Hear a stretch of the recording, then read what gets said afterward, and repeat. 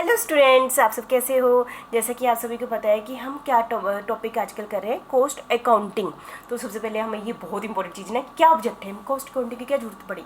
अब मुझे लगता है कि मुझे बताने की जरूरत नहीं है, वैसे जितना अभी तक हमने पढ़ लिया है तो आपके माइंड में आ गया इस सब्जेक्ट के लिए कॉस्ट अकाउंटिंग की जाती है ना। अब रिवीजन ही है एक टाइप से, इस टॉपिक में मैं आपकी रिवीजन कर रही हूँ जो पिछली वीडियो में हम पढ़ चुके हैं, ठीक है। और ये है कि अब हमने हेडिंग चेंज कर दिया, ऑब्जेक्ट क्या है ना।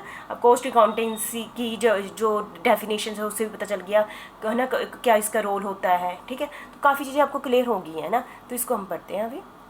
ऑब्जेक्ट ऑफ कॉस्ट अकाउंटिंग, इससे रिलेटेड एक ऑथर ने डेफिनेशन भी दी हुई है ना।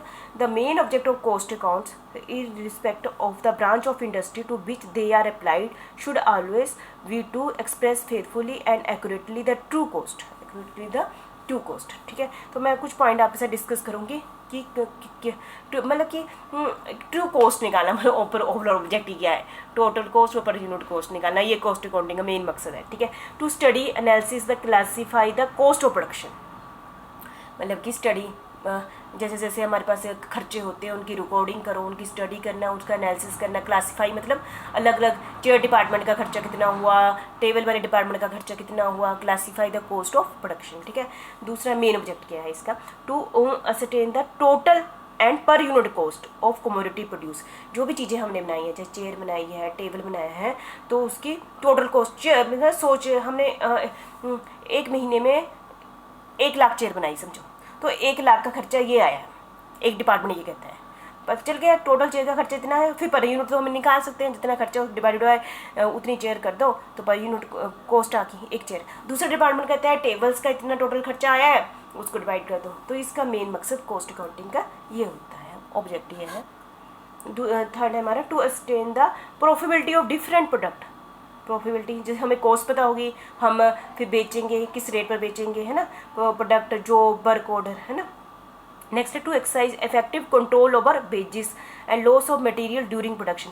जब हम वेस्टेज मैंने वेस्टेज बोलना था, ओवर वेस्टेज, जैसे कि हमने प्रोडक्शन की, हमें पता चल गया कि यहाँ वेस्ट होगी, ठीक है। उस वेस्ट को हो सकता है कि वो वेस्टेज का मतलब मटेरियल कम यूज़ होना था, ज़्यादा यूज़ हो गया, खर्चा कम होना था, ज़्यादा हो गया, है ना। तो कॉस्ट अकाउंटिंग इस चीज़ के लिए भी हमारी हेल्प करता है। यदि इस पर हमने कंट्रोल कर लिया तो फ्यूचर में हमें प्रॉफिट होगा, कॉस्ट कम पड़ेगी। To provide mean to measure the efficiency of labour. Cost accounting से हमें अपने वर्कर्स की एफिशिएंसी का भी पता चलता है, क्योंकि हम कॉस्ट अकाउंटिंग में कंपेयर करते रहते हैं ना, इतना इन्होंने इतनी चेयर बना दी, यदि कम चेयर बनाई इसका मतलब हमारे जो लेबर है वो एफिशिएंट नहीं है। मैंने एक एग्जांपल ली हुई है अभी चेयर की, ताकि आप समझ पाएँ, ठीक है। To exercise effective control on total cost of labour engage in each department of the business.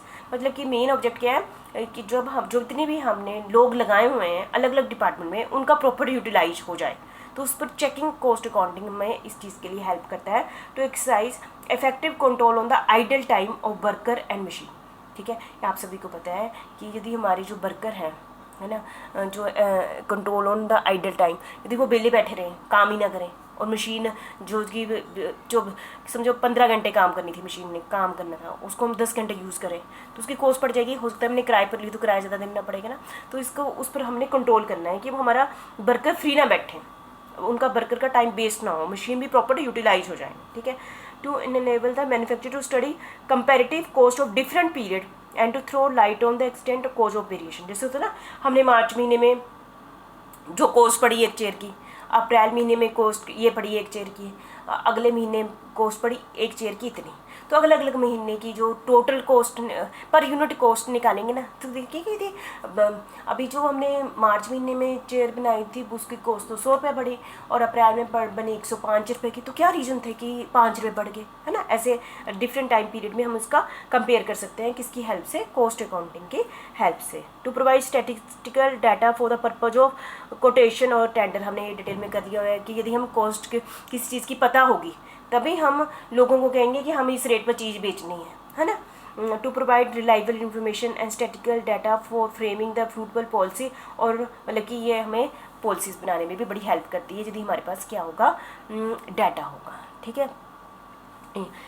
ठीक है। To collect data for the preparation of cost account, collect data for the preparation of cost accounts, to provide for cost control through budgetary control and standard costing control system। ये हमने पिछली scope में discuss कर लिया है। तो मतलब वही मैंने आपको बोला, ये रिवीजन करी थी, इतना भी अभी तक पीछे में पढ़ लिया है। कॉस्ट अकाउंटिंग का मकसद क्या है, मतलब कि पर यूनिट कॉस्ट निकालना, टोटल कॉस्ट निकालना, कोई बेस टाइम हो गया उसके बारे में पता करना, लेबर की एफिशिएंसी के बारे में पता करना, और फिर जब हमारे पास कॉस्ट अकाउंटिंग हो गई है तो हम दूसरों को गाइड कर सकते हैं, सेलिंग प्राइस भी डिसाइड कर सकते हैं। ये सारे मेन बहुत सारे ऑब्जेक्ट हैं जिसके लिए हम कॉस्ट अकाउंटिंग करते हैं, जो आपकी पूरी बुक इसलिए लगी है, आपको ये सब्जेक्ट इसलिए हमने समझाना है, ठीक है।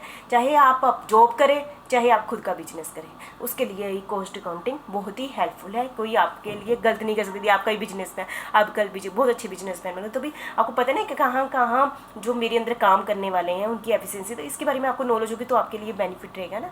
Thank you very much.